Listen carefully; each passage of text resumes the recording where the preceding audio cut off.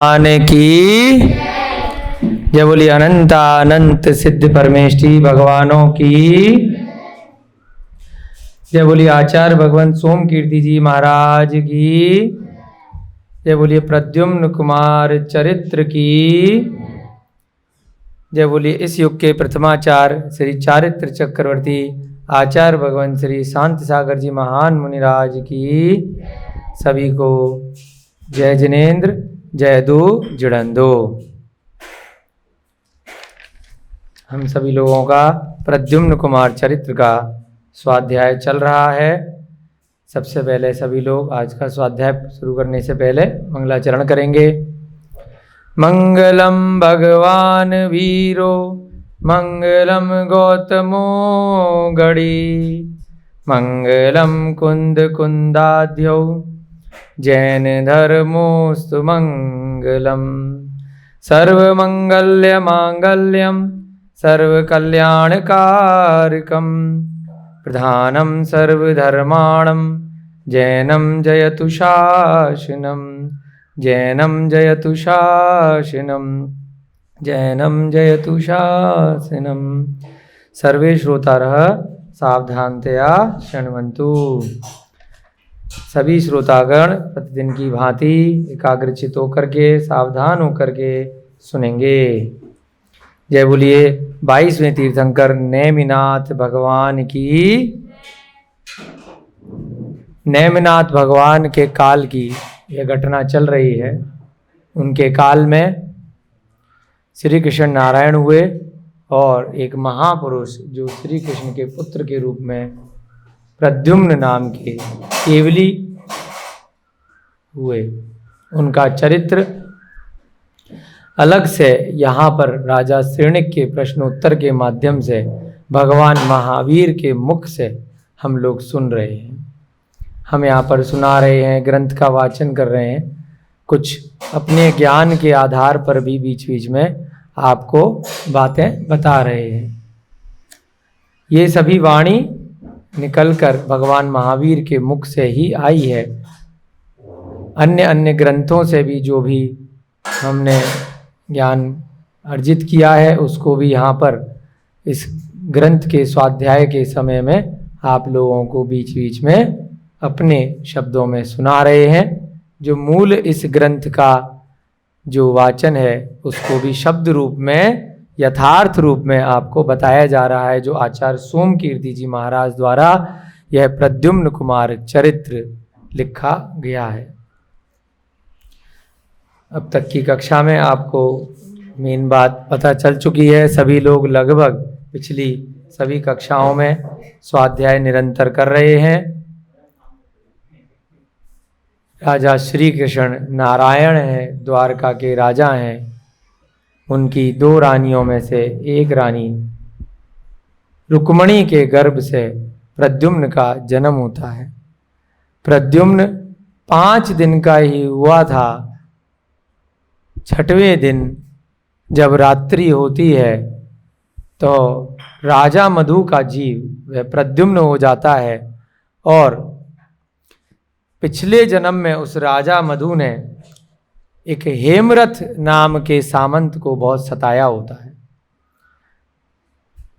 उसने पूर्व भाव में उसकी पत्नी का अपहरण कर लिया था मोहवश, अपने राजपद का दुरुपयोग करके, जिसके कारण से वह हेमरथ पंचाग्नि तप में लिप्त हो जाता है और जंगल जंगल भटकता है अपनी पत्नी के मुंह से और उस राजा मधु से बदला लेने के लिए।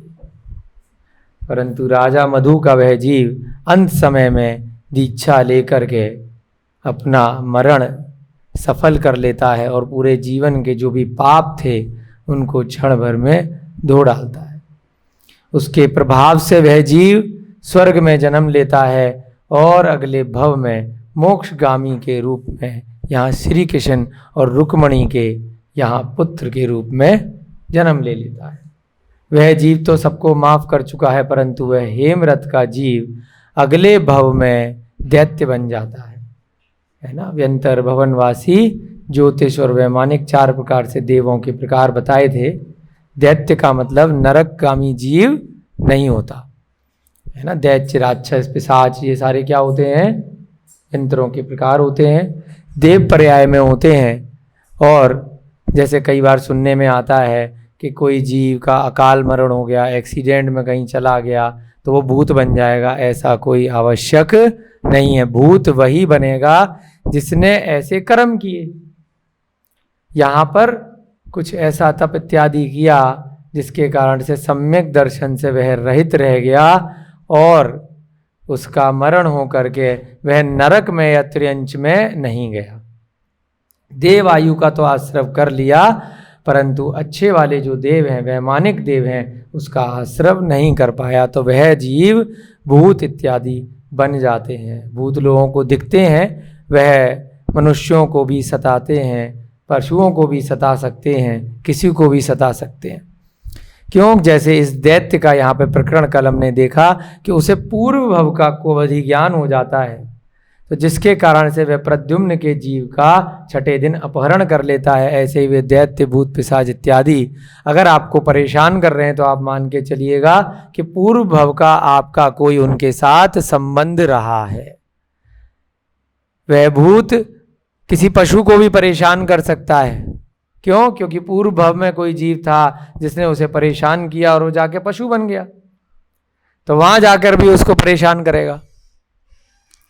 ऐसे ही हमें भूत, पिशाचों, राक्षसों इत्यादि से डरना नहीं है। अगर वह हमारे को परेशान करने किसी भी रूप में आ जाते हैं तो उनसे क्षमा मांग लेना कि पूर्व भव में हो सकता है जान पहचान में आप हमारे हो और हमने अनजाने में या जानबूझकर कोई गलती कर दी हो, तो अब आप क्षमा कर दीजिए। अगर वह जीव क्षमा नहीं कर रहा है तो अपने मन वचन काय से अनंत भगवानों का ध्यान करते हुए, जैसे उस राजा मधु ने सबसे क्षमा मांग ली, आप क्षमा मांग लेना और उसको क्षमा कर देना, तो वह भूत आपका कुछ भी बिगाड़ नहीं पाएगा। जैसे यहाँ पे ये हेमरथ का जीव दैत्य बन के प्रद्युम्न का कुछ भी बिगाड़ नहीं पाया। बदला लेने की कोशिश करी, उसको उठा करके ले गया रात में और चट्टान के नीचे दबा दिया और उसको चट्टान को भी ऊपर से कूटा, परंतु अपने पुण्य के प्रभाव से उस राजा मधु का जो जीव प्रद्युम्न के रूप में जन्म लिया था, उसका बाल भी बांका नहीं हुआ, क्योंकि उसने सबको क्षमा कर दिया था और सबसे क्षमा मांग ली थी, समाधि मरण कर लिया था, स्वर्ग में रहकर भी बहुत पुण्य कमाया था। तो यदि वह भूत, पिशाच, राक्षस इत्यादि व्यंतर या भवनवासी के कोई भी देव आकर के आपको परेशान करने का प्रयत्न करें, तो वह अपने नए कर्मों का, बुरे कर्मों का, पाप कर्मों का बंद करेंगे और आप अगर बदला लेने की भावना नहीं रखेंगे तो आपको वह कुछ भी बिगाड़ नहीं पाएंगे। ज्यादा से ज्यादा अगर आपका बहुत ज्यादा पुण्य तेज नहीं है, उन्होंने आपका वध भी कर दिया, आपको मार भी दिया, सता भी दिया, और आपने उस समय भी अगर उनसे बदले की भावना नहीं रखी उस भूत इत्यादि से, तो आपका अच्छा मरण हो जाएगा।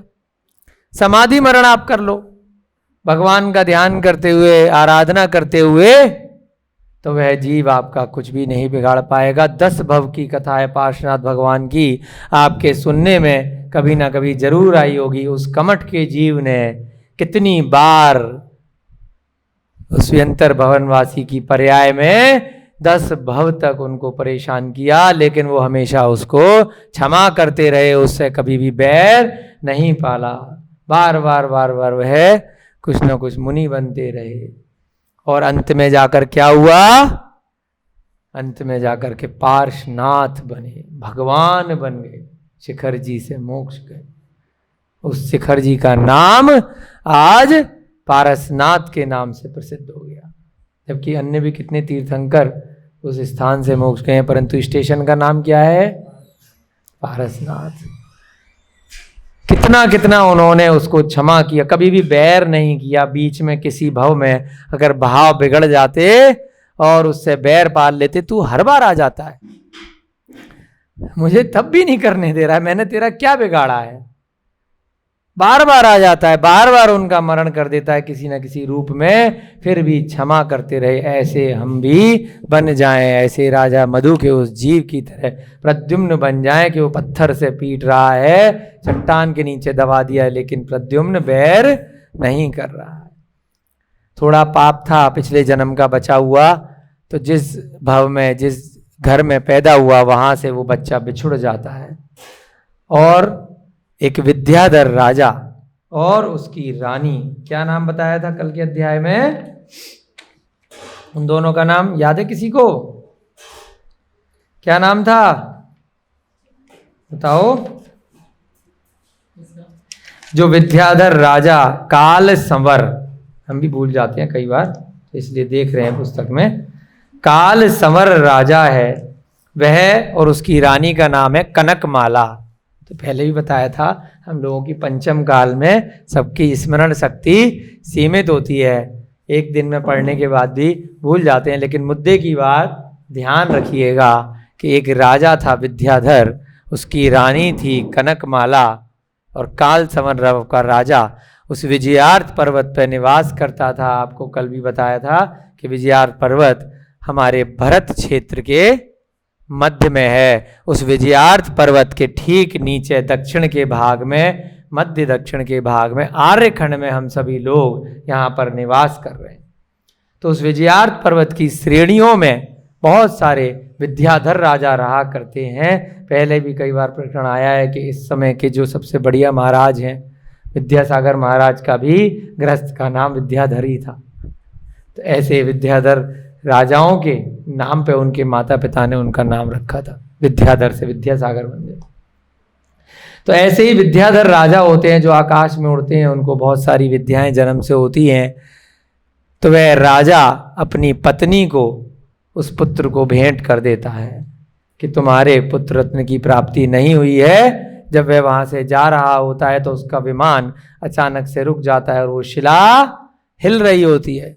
तो वह देखते हैं कि किस प्रकार से एक छोटे से बच्चे के सांसोच्छ्वास लेने के कारण इतनी बड़ी शिला हिल रही है। तो अवश्य ही यह कोई बड़ा प्रतापी जीव है, इतनी बड़ी शिला के नीचे भी मुस्कुरा रहा है। उस बच्चे को उठा करके अपनी पत्नी को दे देते हैं और कहते हैं, ले तेरे को पुत्र रत्न, इसको मान लो, हम इसको गोद ले लेते हैं। न जाने यहाँ कैसे आ गया है। पत्नी पहले तो खुश होती है, फिर रोने लग जाती है कि अगर मैंने ये पुत्र ले लिया, आपके हे राजा पहले से 500 पुत्र हैं इतनी सारी रानियों से, और ये गोद लेके मैं ले जाऊंगी, ये तो बाकी राजा जो बनने वाले हैं, जो राजकुमार हैं, वे इसको दास बना देंगे, ऑर्डर चलाएंगे, अपना काम करवाएंगे, इसको वह पद प्राप्त नहीं होगा, तो मैं इसको नहीं लेती हूँ। तो तुरंत वह राजा उस प्रिय पत्नी कनकमाला के भाव को समझ जाते हैं और वहीं पर अपना तांबूल जो पान खा रहे होते हैं उसके लाल रंग से उसका राज तिलक कर देते हैं कि ये ले, आज ही अभी मैं इसी वक्त इसको युवराज का पद देता हूँ। युवराज का पद जनरली किसे दिया जाता है? जो पुराने राजा महाराजा होते थे, वह जो सबसे पहले तो जो नियम होता है कि जो ज्येष्ठ पुत्र होगा, जैसे भगवान राम ज्येष्ठ थे, उनको मिलेगा। किसी कारण से वह बाकी के अन्य पुत्रों के सामने अयोग्य है, उसमें वह गुण नहीं है राज करने योग्य, राजा बनने योग्य, तो उसी कारण से वह किसी दूसरे को दिया जाएगा। अगर राजा के कोई पुत्र नहीं है, सभी अयोग्य हैं, उनमें अच्छा राज्य चलाने की क्षमता नहीं है, प्रजा को वो अपने पुत्रवत, अपने परिवार के सदस्यों की तरह पाल नहीं सकते, तब जाकर के फिर राज्य में से किसी को ढूंढा जाएगा।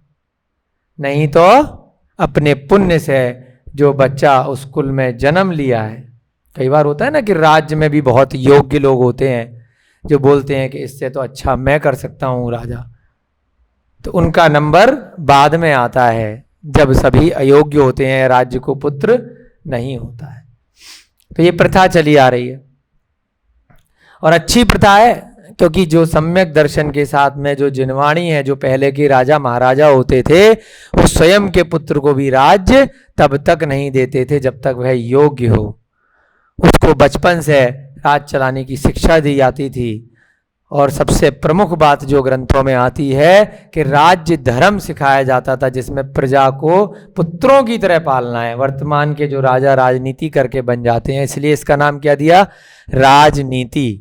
और पहले का नाम था राज्य धर्म। यहाँ पर धर्म हट गया केवल राजनीति रह गई कि राज करने की नीति। उसका संधि विच्छेद जब किया जाता है कि किस प्रकार से प्रजा को मूर्ख बना करके उन पर राज किया जाए, ये वर्तमान की नीति है। पॉलिटिक्स उसको अंग्रेजी में बोलते हैं, उसी की शिक्षा दी जाती है।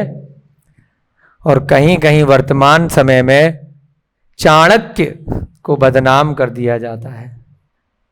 चाणक्य का नाम सुना है ना आपने? हमने क्यों कहा बदनाम कर दिया जाता है कि ये चाणक्य की नीति है, राज करने की नीति। यथार्थ में चाणक्य का उस नीति से कोई भी लेना देना नहीं है। अगर जिन ग्रंथों को पढ़ोगे, वर्तमान के सबसे बड़े राजा चंद्रगुप्त के गुरु थे चाणक्य। चंद्रगुप्त की दीक्षा लेने से पहले चाणक्य मुनि ने दिगंबर दीक्षा धारण करी। और जिन विष्णु कुमार मुनि का हम उदाहरण पढ़ते हैं कि 700 मुनियों के साथ उपसर्ग ग्रहण किया, वो तो बच गए थे, वो तो जीवित बच गए थे। उनके उपसर्ग का निवारण हुआ विष्णु कुमार मुनि के द्वारा, उन 700 मुनियों का। और वह दिन रक्षाबंधन के नाम से मनाया जाता है। परंतु चाणक्य मुनि तो 500 मुनियों के साथ जीवित जला दिए गए, मरण को प्राप्त हुए और देव गति में गए सम्यक दर्शन के साथ। इतने कठोर मुनि थे कि उन्होंने उसका उपसर्ग का अपने हाथों से निवारण नहीं किया, ध्यान मुद्रा में रहे, कायोत्सर्ग करते रहे अपने 500 मुनियों के साथ। दिगंबर अवस्था को प्राप्त किया, निर्ग्रंथ अवस्था को प्राप्त किया। ऐसे वो महान मुनिराज चाणक्य थे। उन्होंने कोई भी ऐसे ग्रंथ नहीं लिखे कि प्रजा को दुख दिया जाए और राज किया जाए। कुछ कथाएं हैं जिनके कारण से वह चंद्रगुप्त को राज्य दिया उन्होंने और अपने जीवन में बदला लेने का प्रयास किया। उनको उसी भव में कुछ ऐसा, जैसे यहाँ पर हेमरथ के साथ हुआ था, ऐसा ही उनके साथ किसी राजा ने गलत कार्य किया, जिसका बदला लेने के लिए उन्होंने चंद्रगुप्त को सिंहासन पर बिठाया। परंतु जैसे ही उन्हें ज्ञान हुआ, सम्यक दर्शन हुआ, उसी क्षण उस चाणक्य मुनि ने दिगंबर दीक्षा धारण कर ली और 500 मुनिराज उनके शिष्य बन गए। ऐसे महान मुनिराज ने राजा मधु की तरह समाधि मरण किया है। चाणक्य मुनि रहे हैं, चाणक्य के बाद में चंद्रगुप्त मुनि बने, उनके शिष्य उन्हीं का अनुसरण करते हुए भद्रबाहु से दीक्षा ली। तो ऐसे महान मुनिराज को वर्तमान में कुछ लोग बदनाम कर देते हैं, तो हमें नहीं करना चाहिए, ठीक है ना। तो ऐसे ही यहाँ पर प्रद्युम्न का प्रकरण चल रहा है और वहां से बिछुड़ गया अपने कृष्ण के परिवार से। कहाँ जा पहुंचा? विद्याधर की नगरी में। वहां पर राज तिलक कर दिया और राज तिलक सही बैठा, क्योंकि अभी भविष्य में पता चलेगा योग्य है कि नहीं है, परंतु राज तिलक कर दिया गया है, युवराज बना दिया गया है। अब वह रानी कनकमाला उस बच्चे को लेकर के बहुत खुश है। राजा अपने महल में पहुंचते हैं और कहते हैं अपने मंत्रियों की मीटिंग बुला करके कि एक छुपा हुआ गर्भ भी होता है, जिसको मूढ़ गर्भ कहते हैं, जो 9 माह तक दिखाई नहीं देता है। इस कारण से कोई भी पहले हमने व्यवस्था नहीं करी थी और एक प्रसूति गृह का निर्माण करते हैं, क्योंकि क्या दिखाना चाह रहे हैं कि हम कोई गोद वोद लेकर के कहीं अन्य का शिशु नहीं लेकर के आए। हम किसको लेकर के आए हैं? हम तो अपनी रानी कनकमाला का ही शिशु लाए हैं। इस प्रकार से वह वहां पर मंत्रियों को आज्ञा देते हैं कि इनके छुपा हुआ गर्भ है, दिखेगा नहीं, और प्रसूति गृह की व्यवस्था कराओ। सूतिका बुलाकर उसे प्रसूति कार्य करने के लिए आदेश दो। सूतिका माने एक ऐसी दासी जो वहां पर माता की सेवा इत्यादि करेगी, उसको आदेश दो। मंत्रियों ने चतुर्धाय को बुलाया, जो माता की सेवा करती हैं, धाय बोलते हैं ना, बच्चे की सेवा करती हैं। एवं प्रसूति कार्य आरंभ करवा दिया गया। राजा ने यह आज्ञा दी कि नगर को तोरण ध्वजा पताका से सर्वत्र सुसज्जित किया जाए, जिन मंदिरों में उत्सव मनाए जाए। आपको बताया था ना कि जो अन्य मंदिर होते हैं ये केवल यहाँ पर आर्यखंड में अवसर्पणी उत्सर्पणी के कारण से चलते रहते हैं और चले जाते हैं। बार बार नए मत आएंगे और चले जाएंगे, फिर नए मत बनते रहेंगे समय के प्रभाव से। जैसे ही कोई विद्वान जीव आएगा, थोड़ा सा उसमें ज्ञान होगा, वो कहीं ना कहीं अपने ज्ञान के आधार पर, मति श्रुत ज्ञान में ही थोड़ा बहुत ज़्यादा कम हुआ करता है, उसी की वजह से कोई बच्चा ज़्यादा होशियार होता है और कोई थोड़ा कम होशियार होता है। जो अनादिकाल से जो मत चला रहा है वह यही जिन मत चला रहा है। अरिहंत की ही वाणी चली आती है। अरिहंतों के भी नाम बदल जाते हैं हर काल में। 24 तीर्थंकर भी नए आते हैं। ये 24 तीर्थंकर भी चले जाएंगे अभी अगले काल में, जब महापदम आएंगे इस राजा श्रेणिक का जीव। पिछली कक्षा में आपको बताया था ना कि अभी तो बेचारा नरक की पर्याय भोग रहा है, मरा हुआ सांप मुनि महाराज के गले में डालने के कारण से, परंतु भगवान महावीर का परम भक्त रहा, वहाँ सम्यक दर्शन की प्राप्ति करी, जिसके कारण से अपना नरक का जो गमन था थोड़ा कम कर लिया और उस पुण्य के प्रताप से तीर्थंकर का आश्रय कर लिया और अगले भाव में प्रथम तीर्थंकर महापदम बन के यहाँ आने वाला है। तो ऐसे ही यहाँ पर उन्होंने क्या प्लानिंग करी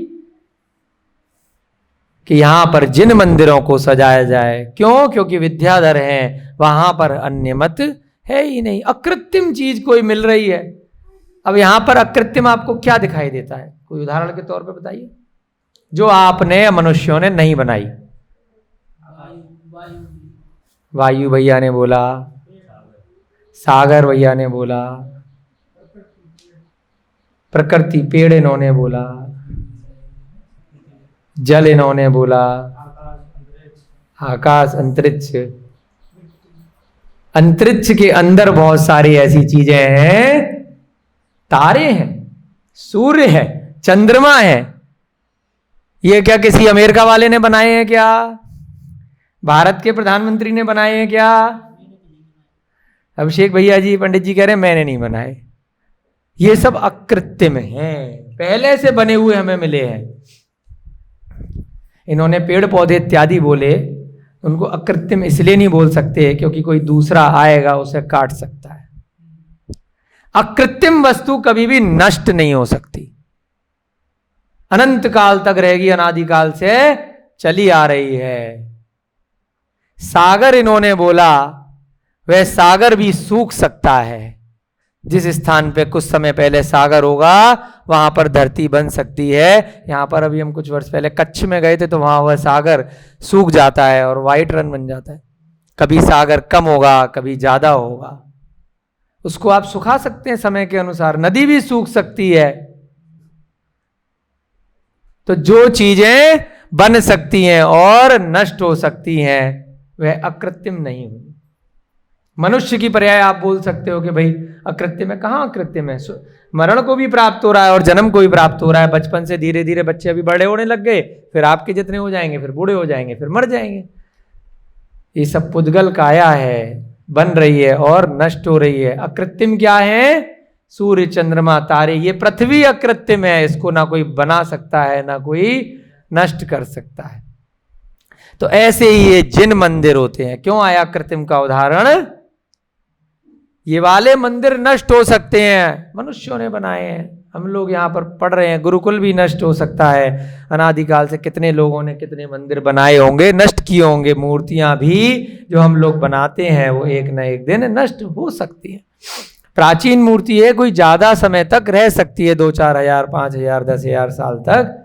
परंतु अकृत्रिम प्रतिमा जो होती है वो कभी भी नष्ट नहीं होती। अकृत्रिम जिनालय जो होते हैं, जिन मंदिर होते हैं, वो कभी भी नष्ट नहीं होते। स्वर्गों में भी अकृत्रिम जिनालय होते हैं, नरकों में भी होते हैं। इसी जम्मू द्वीप में भी विद्याधरों की नगरी में, विदेश क्षेत्र में बहुत सारे ऐसे स्थान हैं जहां पर प्राकृतिक रूप से बने हुए हैं, अनादिकाल से वैसे की वैसे हैं और अनंत काल तक वैसे ही रहेंगे। नंदीश्वर द्वीप अकृत्रिम है। समोसरण क्या है? हम लोग पढ़ते हैं, कृत्रिम है या अकृत्रिम है? समूसरण क्या है बताइए? अकृत्रिम है या कृत्रिम है? देवों द्वारा रचा गया है। जब भगवान विहार कर जाएंगे नष्ट हो जाएगा। कृत्रिम है समूसरण भी, भले ही देवों द्वारा बनाया गया है परंतु नष्ट हो जाएगा। अब यहां पर उदाहरण आता है, द्वारका नगरी का प्रकरण चल रहा है। कृत्रिम है या अकृत्रिम है? द्वारका नगरी देवों ने बनाई है, कुबेर ने बनाई है, इंद्र ने बनाई है। हाँ रोहिता जी, द्वारका नगरी कृत्रिम है या अकृत्रिम है? कृत्रिम है, भले ही देवों ने बनाई और एक छोटे से मुनि महाराज को कोई बैर हो गया, उस कारण से अग्नि कुमार बन के जला डाली, नष्ट कर दी अपनी विद्या के माध्यम से। तो लेकिन ये जो जिन मंदिर हैं, विद्याधर की नगरी के जिन मंदिर हैं, हमेशा रहने वाले हैं। ऐसा उनका प्रताप है, ऐसी वो पुद्गल काया है जो जितना नष्ट होगी उतना ही बनती जाएगी। ऐसा भी ग्रंथों में आया कि भाई क्यों नष्ट नहीं हो रहे, ऐसा उस मूर्ति में क्या चमत्कार है जो नष्ट नहीं हो रहा। उसमें ऐसे रत्नमयी पृथ्वी का एक जीव पैदा होते हैं। रत्न है, भवन है, तो पृथ्वी का एक जीव, 5 प्रकार के जीव आपको बताए थे एक इंद्रिय के, वो एक समय में जन्म ले रहे हैं और मरण हो रहा है। वहीं की वहीं वो काया, वो मूर्ति की, वो प्रतिमा की, वो भगवान की वैसी ही बनी रहती है। ऐसे ही ये पूरा का पूरा सूर्य, चंद्रमा, तारे इत्यादि हैं, वो जैसे थे, जितने थे उतने ही रहेंगे। अभी नासा वाले हैं, इसरो वाले हैं, थोड़ा सा ज्ञान देते हैं। किसी को नोबेल पुरस्कार मिल गया, कोई प्रोफेसर ने उनके यहाँ ज्वाइन कर लिया, तो कुछ तो ज्ञान देगा ना अपने ज्ञान के आधार से। तो वो ज्ञान दे के चला जाता है कि 2 करोड़ साल बाद सूर्य नष्ट हो जाएगा। कोई कह देता है 2 मिलियन वर्ष बाद उसकी हाइड्रोजन गैस खत्म हो जाएगी। कोई दूसरा विद्वान उनका शिष्य पैदा होता है, कहता है 2 नहीं 200, वो उसमें 2 जीरो बढ़ा के 200 अरब वर्ष बाद कह देता है। फिर कोई तीसरा आता है, वो अरब की जगह बिलियन लगा देता है, कोई मिलियन लगा देता है। तो ऐसे ही विद्वान अगले अगले भाव में नोबेल पुरस्कार प्राप्त करते चले जाते हैं। थोड़ा सा बोर्ड पे वो कैलकुलेशन करके समझाता है, किसी दूसरे के समझ में नहीं आती है। कहता बड़ा विद्वान है, क्या कैलकुलेशन करी है, पूरा बोर्ड भर गया, पूरी किताब भर दी, अवश्य इसने कोई सही सटीक गणना की होगी। मान लेती है पब्लिक, किताब छप जाती है, स्कूलों में बच्चों को पढ़ा दी जाती है। अरे जो चीज मनुष्यों द्वारा बनाई गई नहीं है तो मनुष्य कैसे बता सकता है कब खत्म होगी?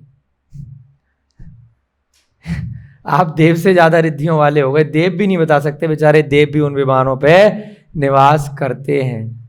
तो ये सब बातें जो हैं, ये सब विद्वानों द्वारा बताई गई हैं। इस वर्तमान की पर्याय का, पंचम काल का थोड़ा दोष है कि थोड़ा सा कोई भी ज्यादा अच्छी बात बता देता है तो उसके पीछे भीड़ लग जाती है, वो धनोपार्जन करने लगता है उस ज्ञान के माध्यम से। थोड़ी बहुत पुस्तकें छाप देता है, नोवेल लिख देता है, कहते हैं ना वो अंग्रेजी के या हिंदी के नोवेल पढ़ रहे हैं, उपन्यास पढ़ रहे हैं, तो बहुत सारे लोग उपन्यास लिख देते हैं अपनी काल्पनिक कथाओं पे। हैरी पॉटर लिख दिया, ऐसे पता नहीं कितने लोगों ने लिख दिए, तो उनको बहुत बड़ा विद्वान मान लिया जाता है। लेकिन ये जो उपन्यास है, इसको उपन्यास नहीं कहा, इसको क्या कहा? ग्रंथ, द्वादशांग वाणी, जिन वाणी, इसकी पूजा की जाती है क्योंकि इसमें कुछ भी फेरबदल नहीं किया जाता, ये बिल्कुल सत्य होती है। तो यहां पर जिन मंदिर का प्रकरण आया तो इसलिए आपको बताया कि आपके मन में प्रश्न आएगा कि भाई वह विद्याधर की नगरी में कौन से जिन मंदिर आ गए, और मंदिर में पूजा क्यों नहीं करा रहा है वो? क्योंकि वहां कुछ ऑप्शन ही नहीं है। उसके महल भी अकृत्रिम है, उसकी शैया भी, सब विद्याधर की नगरी में पुण्य के प्रताप से उनको पहले से ही सब चीजें मिलती हैं। तो ऐसे जिन मंदिरों को सजा दिया जाए, अब जो सजा रहे हैं वो कृत्रिम है। थोड़े दिनों के लिए तोरण लगाए जाएंगे, थोड़े दिनों के लिए उत्सव मनाया जाएगा, वह सब उस विद्याधर का जीव या वहां की नगर की प्रजा जो कर रही है वह थोड़े दिनों के लिए हो रहा है, बनाया जाएगा, नष्ट हो जाएगा। दिवाली पे अपन लोग लगाते हैं ना, दीपक जलाते हैं, तोरण लगाते हैं, वह सब कुछ ही दिनों में बुझ जाते हैं। परंतु जो मंदिर हैं, अकृत्रिम मंदिर इस जम्मू द्वीप में, हम पूजा इत्यादि करते हैं ना, कितने सारे मंदिर पढ़ते हैं, आपको याद होगा ना, कितने 752 720 752 जिन चैत्यालय, कृत्रिम अकृत्रिम, कृत्रिम वाले तो बहुत सारे होते हैं और अकृत्रिम वालों की गिनती होती है। स्वर्ग में बोलते हैं असंख्यात है, वहां असंख्यात है, गिनती नहीं है, और कहां पर इस मध्य लोक के गिनती आती है। उतने जिनालय अकृत्रिम होते हैं, तो उन्हीं में से यहाँ पर हैं। याचकों को मनोवांछित दान दिया जाए।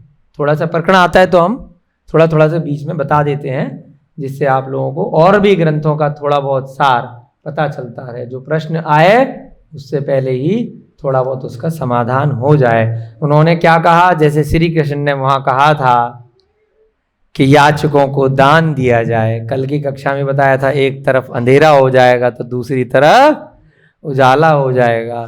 सूर्य भी इस जम्बू द्वीप में गोल गोल सुमेरु पर्वत की परिक्रमा कर रहा है ना। अन्यमति क्या कहते हैं, एक जगह स्थिर है अपने ग्रंथ, और साक्षात क्या दिखता है परिक्रमा कर रहा है। एक स्थान पर जब सूर्य आ रहा है तो दूसरे स्थान पर अंधकार आ रहा है।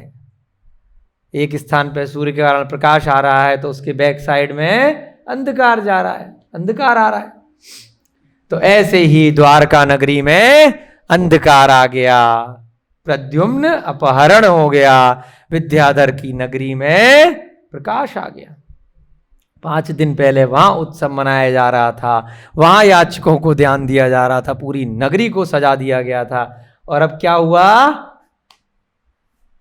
यहां पर इनकी नगरी में, कौन सी नगरी है इनकी, कौन सा स्थान बताया, कहां के राजा थे कालसमर, इंद्रपुरी की भांति मेघकूट नाम का नगर था। उस विजयार्थ पर्वत की श्रेणी में नगर का नाम क्या था, मेघकूट।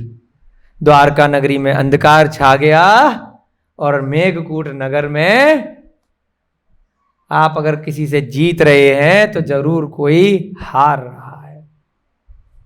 अपना जैन धर्म क्या कहता है, कुर्वन्तु नो, एक लाइन पढ़ते हैं ना सुबह हम, कुर्वन्तु नो मंगलम, सबका मंगल हो।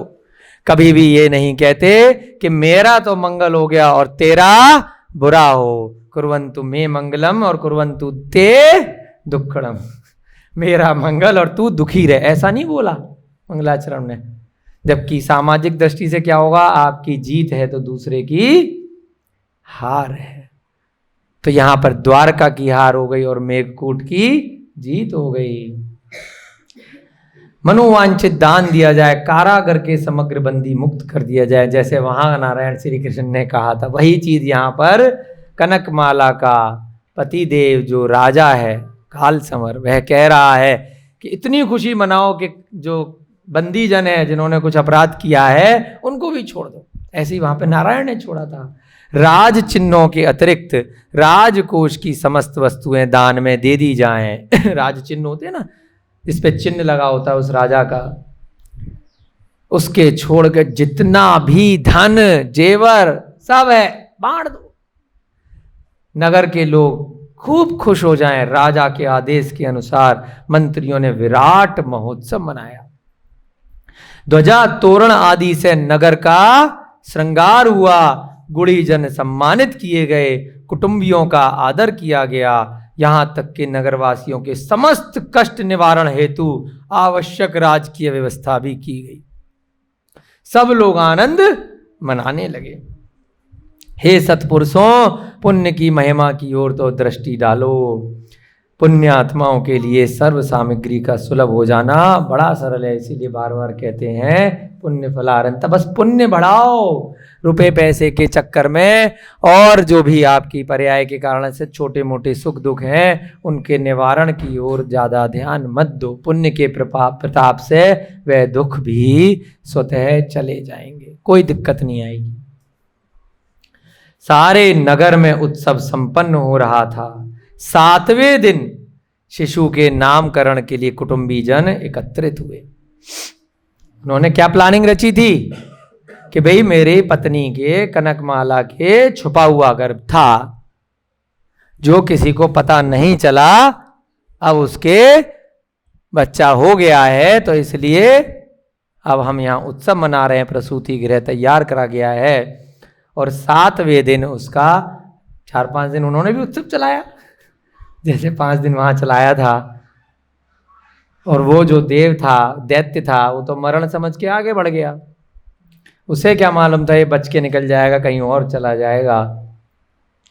तो कहाँ पहुंच गया वह जीव? यहाँ विद्याधर की नगरी में। अब नाम रखने के लिए यहाँ पर नाम नहीं रखा है वहां पर, वो तो हमने बता दिया क्योंकि ग्रंथ का नाम हमें पता था। अभी जो पहले प्रकरण आया था उनके तो बेचारे श्री कृष्ण के नाम रखने का तो टाइम ही नहीं आया था। अभी तो 5 दिन का उत्सव ही चल रहा था। आप लोगों के यहाँ भी बच्चा पैदा होता है तो पहले दिन नाम नहीं रख देते हैं, वो सोच के रखते हैं। माँ सोचती है पुत्री होगा तो ये नाम रखूंगी, कोई सोचता है पुत्र होगा तो ये नाम रखेंगे। घर वाले भी, भाई बहन भी, दादा दादी भी नाम सोच के रखते हैं, पर एक विधिवत एक संस्कार होता है, उसी दिन उसका नामकरण विद्वानों को, पंडितों को बुला करके किया जाता है ना। तो अभी वहां का बेचारों का तो नामकरण हुआ ही नहीं था, परंतु नामकरण कहाँ हो रहा है? जहां अपहरण होके वो चला गया है और छोड़ दिया गया है। इन्होंने अपहरण नहीं किया है, इनकी कोई गलती नहीं है। कहीं किसी को लगे ये गलत काम कर रहे हैं, ये तो बेचारे को जीवन दान दिया है। कहीं बिछुड़ गया था, अपने अभी अभयदान अस्पताल चलता है, तो कोई बचपन में कोई गाय इत्यादि हो गई, कोई ऐसी हो गई, कहीं बिछुड़ गई, हम किडनैप करके नहीं लेके आते हैं, लेकिन उसको यहाँ अस्पताल में जीवन दान देने के लिए लाया जाता है ना। फिर उनका जो ज़्यादा प्रिय हो जाते हैं, कुछ अलग अलग उनमें गुण दिखाई देते हैं, तो उनका यहाँ पर भी नामकरण कर दिया जाता है। मैडम कर देती है ना, डिक्सी है यहाँ पर और भी बहुत सारे हैं। तो ऐसे ही इसका नामकरण संस्कार हुआ। उसका नाम रखा गया प्रद्युम्न कुमार। क्या नाम रखा गया? और दूसरा नाम, 2 नाम रख देते ना, घर का बाहर का। एक नाम और प्रसिद्ध हुआ, परान दमित। उस जीव का नाम या ग्रंथ में क्या आया है? होता है ना, नाम रख दिए जाते हैं। राम का नाम क्या रखा गया था? पद्म। भैया जी पढ़ रहे हैं पद्म पुराण पिछले 1 माह से। राम का जो मूल नाम रखा गया था वो नाम था पद्म, कमल के समान पद्म नाम। वही नाम राम के नाम से आगे प्रसिद्ध हुआ। ऐसे कमल के रूप में थे वो पद्म, भगवान राम। तो जितने भी चाहे अन्य मतियों के ग्रंथ हों या जैन मतियों के ग्रंथ हों, उनके नाम पद्म पुराण ही हैं आज भी। भगवान राम की कथा चाहे रामायण में आई हो, चाहे रामचरितमानस में आई हो, अन्य बहुत सारे ग्रंथों में आई है, तो सभी जगह उनका पद्म नाम आपको प्रसंग में आता है। तो ऐसे ही यहां पर क्या नाम रखा गया? परान दमित। क्यों रखा गया उसका भी यहां पर आचार्य ने अर्थ दिया है। शत्रुओं का दमन करने वाला। परा माने दूसरे, परान जो दूसरे हैं, जो शत्रु हैं, दमित दमन करने वाला, शत्रुओं का दमन करने वाला, ऐसा उसका नाम परान दमित अर्थात प्रद्युम्न कुमार रखा गया। प्रद्युम्न कुमार की आयु वृद्धि के साथ साथ राजा काल संवर के कुटुंबी जन तथा सर्वसाधारण को बहुविधि संतोष होता रहा। जैसे जैसे वो बढ़ता गया, अपनी क्रीड़ा इत्यादि वहाँ पर करता रहा, बच्चों की तरह पढ़ता रहा, खेल कूद करता रहा, तो उसकी जैसे होता है ना, हमारे बच्चा होता है तो उसको देख देख करके अकारण माता पिता परिवार के लोग छोटी छोटी हरकतों से खुश हो रहे हैं। वो हंस रहा है तो हमें हंसी आ रही है, वो चल रहा है तो हमें हंसी आ रही है, खुशी हो रही है, वो कुछ खा रहा है, कुछ एक्टिंग कर रहा है, तो उसे देख देख करके भी माता पिता छोटे, अब आजकल तो वीडियो आ गए ना, बात बात के उसके वीडियो बनाते हैं, पता नहीं बाद में बुढ़ापे में कब देखेंगे। जब वो बूढ़ा होके परेशान करने लगेगा तब सारी वीडियो डिलीट हो जाएंगी। तो थोड़े थोड़े समय के लिए फोटो खींचते रहते हैं, संभाल के रखते हैं, वीडियो देखते रहते हैं कि वाह इसकी क्या कर्तव्य हैं, अपने रिश्तेदारों को दिखाते रहते हैं। ऐसे ही यहाँ पर कुटुंबी जन यानी परिवार के लोग उसकी चेष्टाएं देख देख कर संतोष को प्राप्त होते रहे। राज्य की समृद्धि में भी वृद्धि होने लगी। बहुत बार होता है ना, पुण्य प्रतापी जीव जहां पर आया है तो वह अपने पुण्य से जहां रह रहा है उन्हें पता भी नहीं चलेगा और उन पे समृद्धि होने लग जाएगी। बहुत बार ऐसी घटना यहाँ पर भी हो जाती है कि कोई परिवार निर्धन है परंतु किसी पुण्य से उनके गर्भ में, उनके घर में अच्छा जीव आ गया, अपने पुण्य को लेके आ गया, तो वो पुण्यशाली जीव जो उस भव से मोक्ष जा रहा है या भविष्य में सम्यक दर्शन प्राप्त करके मुनि महाराज बनेगा या कोई अच्छा आदमी बनेगा जो सभी नगर के लोगों को, उस परिवार के इत्यादि लोगों की सेवा करेगा, उनको संतोष प्रदान करेगा, उसने पिछले भव में कुछ अच्छे कर्म किए हैं, तो उसके कारण से उस परिवार के लोगों की निर्धनता दूर हो जाती है, उनके छोटे मोटे कष्ट, रोग इत्यादि दूर होने लगते हैं। ऐसे ही उस प्रद्युम्न के पुण्य से विद्याधरों को वैसे कोई भी दिक्कत नहीं है, फिर भी थोड़ा और वृद्धि हो गई। छोटे राजा थे, बड़े बन जाएंगे, और ज्यादा चीजें मिलेंगी। प्रद्युम्न कुमार को सब लोग हाथों हाथ खिलाया करते थे। जैसे भ्रमर एक पुष्प से दूसरे पुष्प पर जा बैठता था, ऐसे ही किसी ने प्रश्न कर दिया। एक पुष्प के ऊपर भ्रमर बैठ जाता है ना थोड़ी देर के लिए, भ्रमर काला होता है, भिन भिन आता है, कमल के ऊपर, गुलाब के ऊपर उसका रस निकाल लेता है। रानी सीता के ऊपर भी नगर के वासियों ने कलंक लगा दिया था कि ये रावण के यहाँ रह के आई है इतने वर्ष, ये पतिव्रता कैसे रही? वो बेचारी तो अपहरण होके गई थी, उसका क्या दोष था? तो राम के मन में डाउट डाल दिया था कि भाई ये सती है कि नहीं, ये सही है कि नहीं, इसका परीक्षण करो, नहीं तो इसको छोड़ दो। तो वह भगवान राम भी उस पर जाके कहने में आ गए, कहने को भगवान साक्षात उस भव से मोक्ष जाने वाले, परंतु वो भी अपनी कुल की मर्यादा के लिए, अपने नाम के लिए, जिस रानी के लिए दर दर भटके, रावण से युद्ध लड़ा, जंगल जंगल कैसे कैसे प्रयत्न किए कितने वर्षों तक, और लेके आने के बाद उस पर जाके कहने पर त्याग दिया। तो उसे भी क्या कहा? किसी ने कलंक लगा दिया। ऐसे ही जैसे किसी पुष्प पर कोई भ्रमर बैठ जाता है किसी प्रजा के बंदे ने, ऐसे ही किसी से प्रश्न कर दिया। क्या प्रश्न कर दिया? बांझ को तो पुत्र हो नहीं सकता, क्योंकि पहले से प्रसिद्ध ये हो चुकी थी कि ये बांझ है बेचारी। कौन? कनकमाला। इसको तो पुत्र हो नहीं सकता।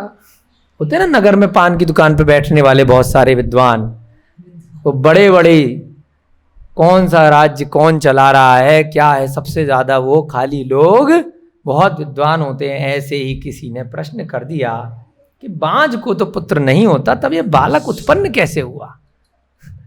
डाउट डाल दिया। पब्लिक है, कुछ ना कुछ कहती रहती है, क्या किया जाए? यह किसी सुनसान वन में रानी को मिला होगा। अब दिमाग लगा रहे ना कि अचानक से यह मंत्री कैसे बन गया? पक्का इसका कोई रिश्तेदार होगा, है ना, कोई इसका होगा, राजा ने बिठा दिया।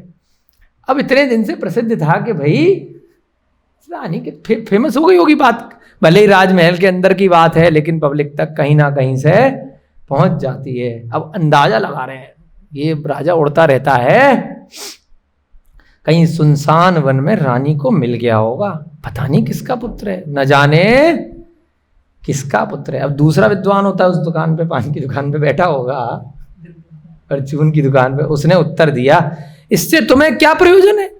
वो थोड़ा अच्छा विद्वान था। तुम्हें क्या मतलब है, कहीं का हो कुछ हो, अपना युवराज है। राजा का आचरण आदर्श होता है। राजा जो करता है हमारे लिए इतना अच्छा कर रहा है, आदर्श है, तुम टेंशन मत लो फालतू, है ना। एक होता है पार्टी वाला आदमी, एक होता है विपक्ष वाला। तो पार्टियां होती है ना, तो पार्टी के विपक्ष वाला कहता है ये आदमी सही नहीं है, राजा हमारा, हमें दूसरे को वोट देना चाहिए। दूसरा कहता है नहीं नहीं नहीं, बहुत बढ़िया, राजा बहुत अच्छा काम कर रहा है। ऐसी होता है ना आजकल भी। तो ऐसे ही पक्ष वाले ने क्या कहा, बढ़िया हो रहा है, राजा ने अच्छा काम किया, अच्छे आदमी को बिठाया है। मुझे तो ये बालक पुण्यहीन प्रतीत नहीं होता। जो पार्टी वाला है, राजा के फेवर वाला, कह रहा है बड़ा अच्छा बालक है, पुण्यहीन नहीं है। पुण्यहीन नहीं का मतलब पुण्यशाली है। नेगेटिव नेगेटिव पॉजिटिव हो गए, सकारात्मक। पुण्यहीन प्रतीत नहीं होता है। यदि ऐसा होता तो जन्म के अवसर पर ऐसा महोत्सव संपन्न नहीं होता। राजा कोई बेवकूफ है क्या? इतना बड़ा विद्याधर राजा है और इतना महा महोत्सव करा रहा है, इतना दान दे रहा है। अगर ये बच्चा पुण्यहीन होता तो राजा इतना बड़ा महोत्सव नहीं करवाता। जीवन की सारी सुख सुविधाएं संपदाएं पुण्य संचय से ही प्राप्त होती हैं। अतएव सत्पुरुषों को चाहिए कि वे सदा काल पुण्य संचय करते रहें। वो ज्ञानी जीव जो दूसरा है, पार्टी वाला है, वो बता रहा है कि तुम भी पुण्य का संचय करो। अगर वो मान लो जंगल में मिला भी है, मान लेते हैं 1% तुम्हारी बात सही है ना, जैसे मोदी जी के बोलते हैं ना वो चाय वाले, अगर हैं भी, है ना, राज्य तो चला रहे हैं, लोगों को पसंद तो आ रहा है ना। तो ऐसे ही ठीक है, बड़े राजा का बेटा नहीं है तो ऐसे ही कहीं का कोई नेता बन गया, कोई अच्छा राज्य प्राप्त कर लिया। चंद्रगुप्त को भी मिला था ऐसे ही, है ना। तो भाई अच्छा राज्य तो चला रहे हैं, तो वो आप भी पुण्य का संचय कर लो तो तुम्हें भी मिल जाएगा। क्या दिक्कत है, क्यों जल रहे हो? सदा काल पुण्य का संचय करें, ऐसे सत्पुरुषों को चाहिए। ये भगवान महावीर क्या बताते हैं कि लोगों की वाणी से आपके अंदर कुछ ना कुछ अच्छी बातें डालते हैं कि वह जो व्यक्ति कह रहा है, आप मान लीजिए कोई विद्वान कह रहा है, आप भी उस बात को अनुसरण कर लो। भगवान महावीर अपनी दिव्य ध्वनि से जो लोग हैं, जो पात्र हैं, जिनकी कथा सुना रहे हैं, उनमें से 2 लोग क्या वार्ता कर रहे हैं वो बता के अपनी बात कह रहे हैं। मैं नहीं कह रहा हूं, ऐसा हुआ है कि जिसने अच्छा काम किया था वो भगवान बन गया और जिसने बुरा आचरण किया वो नरक त्रियंच में चला गया। मैं तो खाली बता रहा हूं कि ऐसा ऐसा हुआ था। बाकी आपकी चॉइस है, आपको भगवान बनना है या आपको हैवान बनना है, आपको नरक जाना है, आप देख लो। तो ऐसे ही भगवान वाणी में ही ये सारी कथा आ रही है कि जो अच्छा बंदा है वो कह रहा है कि देख लो, सत्पुरुषों को तो बस पुण्य का संचय करते रहना चाहिए। पुण्य के प्रताप से प्रद्युम्न कुमार केवल कनक माला का नहीं वरन काल संवर की समस्त रानियों का प्रिय पात्र बन गया है। वो ये कह रहा है देखो 500 पुत्र पहले से हैं और वो रानियां अपने पुत्रों को छोड़ करके उसको खिला रही हैं, तो तुम क्यों जल रहे हो?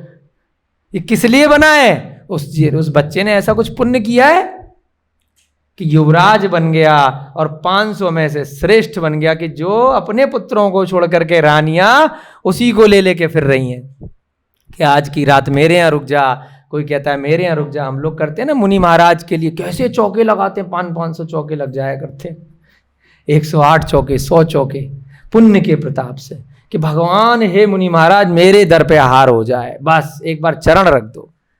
तो किसके कारण से हो रहा है? कि कोई मार्केटिंग करी है महाराज जी ने? पुण्य से। उन्होंने अपने पाप कर्मों की निर्जरा करी, तो पाप जाएगा तो पुण्य आएगा। तो पुण्य के प्रताप से किसी महाराज के तो सैकड़ों चौके लगते हैं, किसी के 1-2 लगते हैं। और अगर जिनके 1-2 लगे, उन्होंने थोड़ा सा मन में विचार कर लिया कि मेरे साथ गलत हो रहा है, तो वहीं पाप कर्म का संचय हो जाएगा। अरे अपने पुण्य से लग रहे हैं, लगने दो, उसमें ये चॉइस थोड़ी करनी है कि क्या हो रहा है क्या नहीं हो रहा है।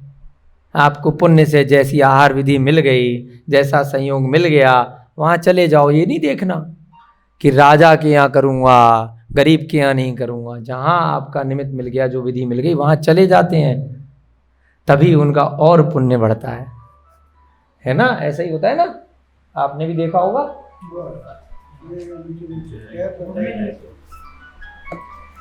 तो ऐसा ही यहाँ पर क्या हो रहा है कि उस पुण्य के प्रताप से जितनी रानियां हैं उन सबकी लाडला वह जीव बन गया है। सर्वसाधारण नारी वर्ग तो उसे प्राणों से भी बढ़कर चाहती थी। जितनी भी नारियां हैं, सर्वसाधारण मतलब प्रजा में भी होड़ लगी हुई थी कि पता नहीं कितना पुण्यशाली जीव है, वो तो अपने प्राण चले जाएं लेकिन उसके दर्शन हो जाएं, वो जीवित रहे, ऐसी इच्छा करती है। यदि पूर्व भव के बैर से दैत्य ने उसके साथ अन्याय किया था तो यहाँ उसे कनकमाला का अंक एवं राज्य परिवार में पालन का सुख प्राप्त हुआ। आचार्य महाराज क्या कह रहे हैं? पूर्व जो पहले बात आपको बताई कि उसने तो माफ कर दिया है।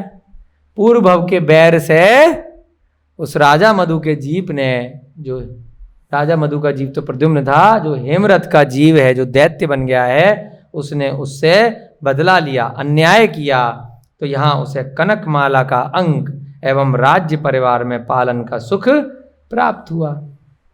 वहां से भले ही अपहरण होकर दूसरी जगह चला गया, परंतु अपने पुण्य से दूसरी जगह और श्रेष्ठ जगह चला गया।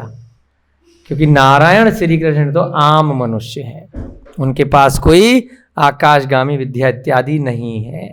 वो तो अपने 3 खंड के बाहर बिना किसी देव की सहायता के, बिना किसी विद्याधर की सहायता के जा भी नहीं सकते हैं, और यहां तो विद्याधर का पुत्र बन गया। देखिए कितना पुण्य तेज चल रहा है।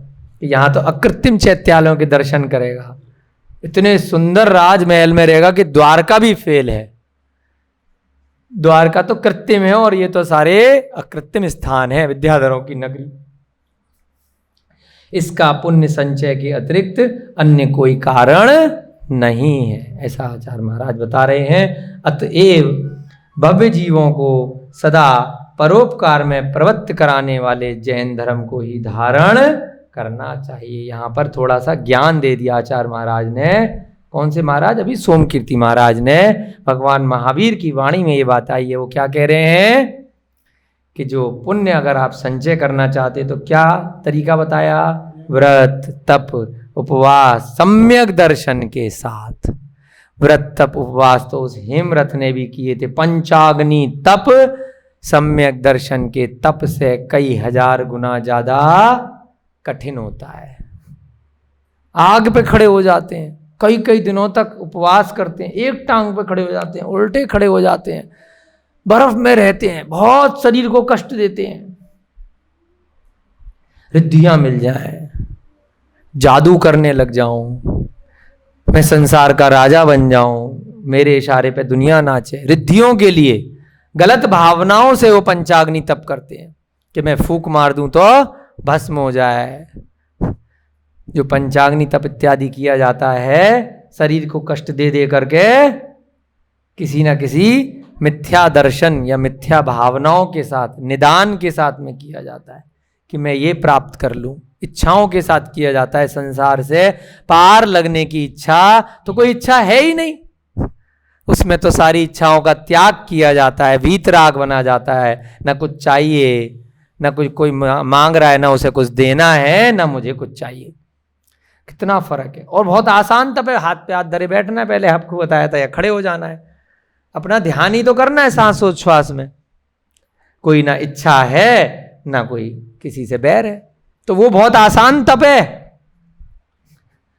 और ये तप बहुत कठिन है। तो उस दैत्य ने अपने उस तप के माध्यम से उसके साथ गलत कार्य किया, परंतु आचार्य महाराज कहते हैं कि पुण्य संचय करना है भव्य जीवों को। भव्य माने एक एक शब्द की व्याख्या कर रहे हैं, भव्य और अभव्य।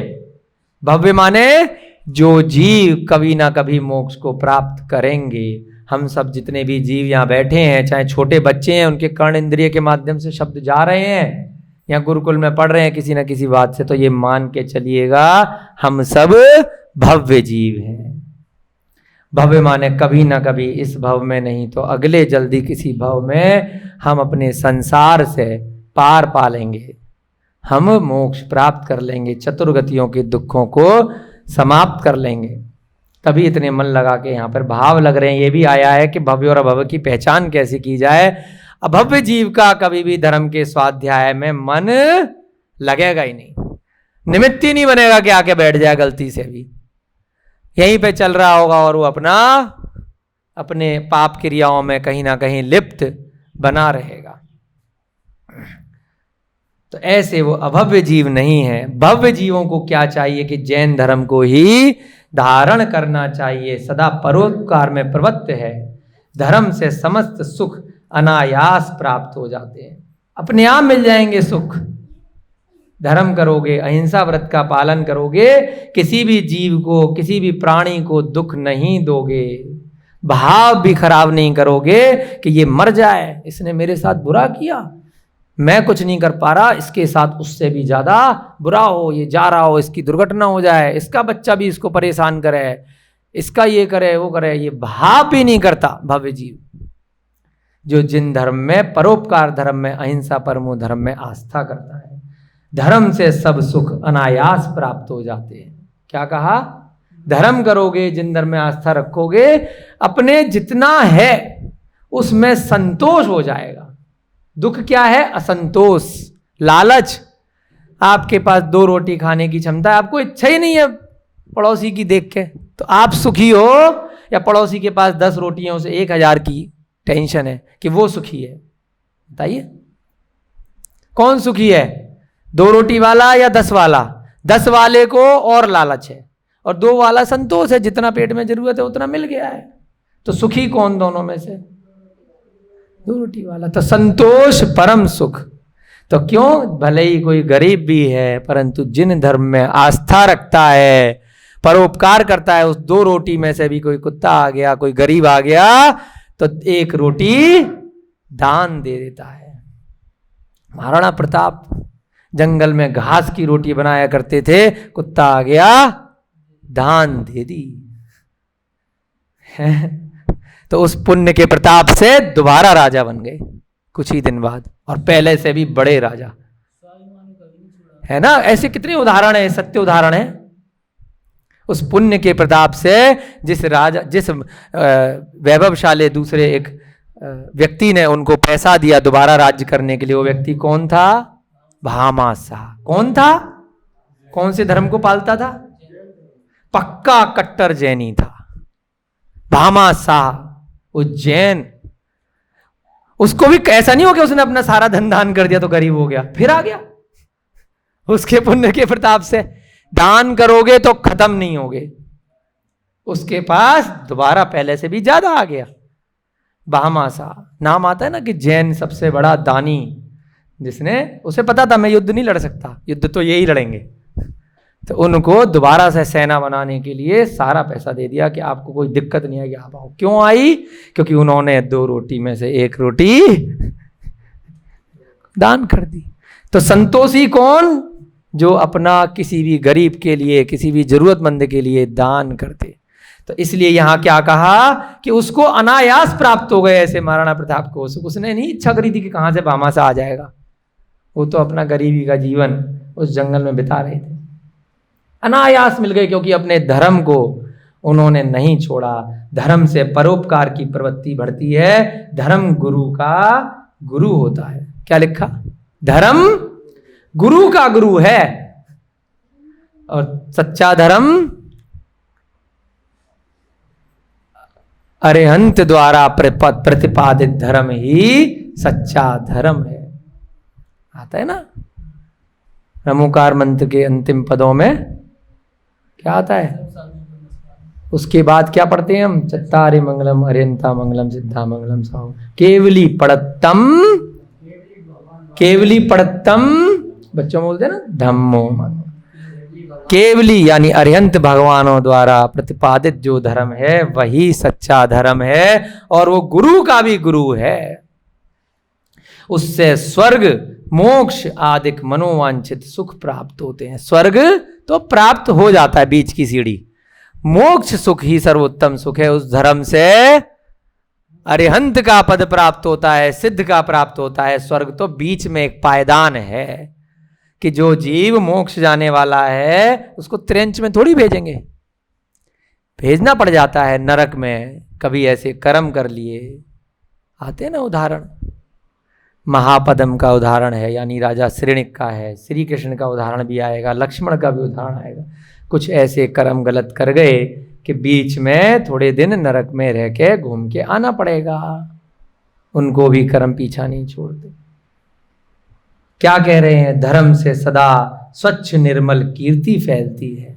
आपकी कीर्ति स्वच्छ निर्मल फैलेगी, जैसे कि झरने के जल की कीर्ति होती है, स्वच्छ निर्मल। सत्पुरुष सदा जैन धर्म की उपासना में लीन रहते हैं। कोई जन्म से जैन नहीं भी हो, परंतु यदि वह अच्छा आचरण कर रहा है तो जैन है ना। जैन धर्म में क्या बातें बताई हैं? उनका अनुसरण कर रहा है, सभी जीवों पे दया कर रहा है, सभी को दान दे रहा है ना, अपनी आत्मा का ध्यान कर रहा है, तो वह जैन बन गया। सत्पुरुष हमेशा जैन धर्म की उपासना, यानी अरहंत भगवान ने जो बातें बताई हैं उनको शिक्षा ग्रहण कर रहा है। भगवान महावीर का गणधर, क्या नाम था? गौतम गणधर, जैन नहीं था। उनकी वाणी से ये सारी पुस्तकें निकली हैं। ब्राह्मण, परंतु उसने अपना लिया जब सच्चा धर्म उसे मिला कि भैया मैं ये कर्म कांड में लगा हुआ हूं, बलि इत्यादि की जो प्रथा है वह मुझे सुख कैसे दे सकती है। कहीं ना कहीं उसकी आस्था पहले थी और समूह शरण में जाते ही वह आस्था चूर चूर हो गई और पहला गणधर बन गया। जिन धर्म को अंगीकार कर लिया उसी तत्क्षण मुनि बन गया, दिगंबर पर्याय को धारण कर लिया, निर्गंथ बन गया। आज उनकी सारी की सारी वाणी यहाँ निकली है, द्वादशांग गौतम गणधर। तो ऐसा कुछ नहीं है कि जन्म से कोई है या नहीं है, कर्मों से होना चाहिए। जो बातें बताई हैं उनका अनुसरण करना चाहिए। धर्म से क्या होता है? पाठक भी मुनिजनों की तरह जैन धर्म की अर्चना उपासना में प्रवृत्त हो। पाठक माने एक जाति भी होती है पाठक। पाठक का शाब्दिक अर्थ क्या होता है? पढ़ने वाले, सुनने वाले, समझने वाले, जिनके भी कर्ण इंद्रियों के माध्यम से यह वाणी पहुंचे, वह किसी ना किसी प्रकार से जैन धर्म की उपासना करें। यहाँ पर ये कोई उद्देश्य नहीं है सुनने वालों का कि हमें कोई कन्वर्जन करना है ना, किसी को कन्वर्ट करना है, ऐसा कोई उद्देश्य नहीं है। जो अच्छी बातें हैं उनका अनुसरण करना है। जैन धर्म कभी भी कोई सरनेम के आगे जैन नहीं लगवाता। दशरथ ने भी दीक्षा ली, कोई जैन नहीं लगा लिया। राम ने भी दीक्षा ली, हनुमान ने भी ले ली। जैन माने जिसने अपनी इंद्रियों को जीत लिया हो। ऐसे भगवान की वाणी को जो मान रहा है, जितना उस पर कर पा रहा है, अपनी योग्यता क्षमता के अनुसार जो बातें उसे अच्छी लगे, इन प्रद्युम्न कुमार के चरित्र में पढ़ेंगे, जो बातें अच्छी लगेंगी उनका अनुसरण करें। जो नहीं कर पा रहे हैं, अच्छी तो सारी लगेंगी, नहीं कर पा रहे हैं तो भावना करें कि कभी ऐसा मैं बनूं कि मैं ऐसी कार्य में कर पाऊं। आपकी कक्षा का समय हो रहा है। पंचम सर्ग, यहाँ पर 5 अध्याय आपके आज पूरे हो गए। देखते ही देखते पता भी नहीं चला, आधा ग्रंथ लगभग आपका हो गया। देखिए कितने मनोरंजन के साथ में है। जय बोलिए भगवान महावीर स्वामी की जय। बोलिए अनंत सिद्ध परमेष्टि भगवानों की जय। बोलिए आचार्य सोम कीर्ति जी महाराज की, प्रद्युम्न कुमार चरित्र की जय। बोलिए इस युग के प्रथमाचार्य श्री चारित्र चक्रवर्ती शांति सागर जी महान मुनिराज की। सभी को जय जिनेन्द्र, जय यदु, जड़ंदो।